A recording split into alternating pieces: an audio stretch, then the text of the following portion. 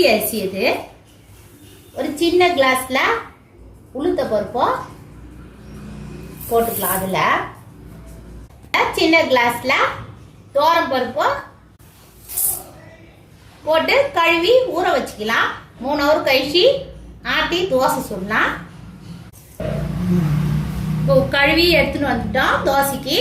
இப்போ 3 காஞ்ச மிளகா போட்டுக்கலாம்.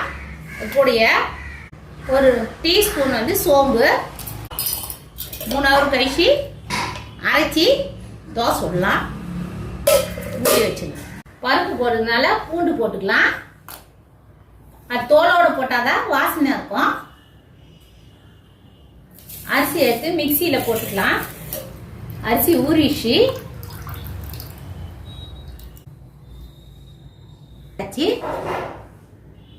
மாவை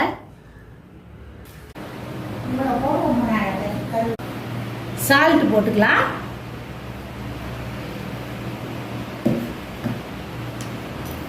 ஒரு சின்ன ஸ்பூன் பெருங்காயம். மாவு வந்து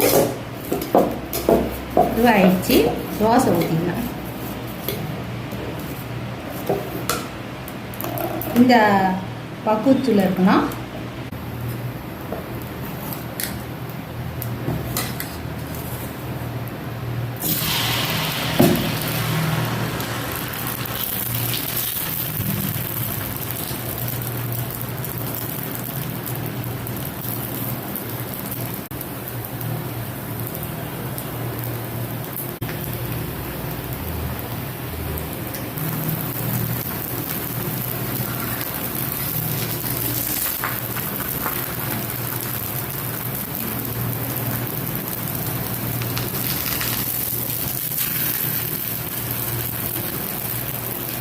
தோசை வந்து செவந்துடுச்சு.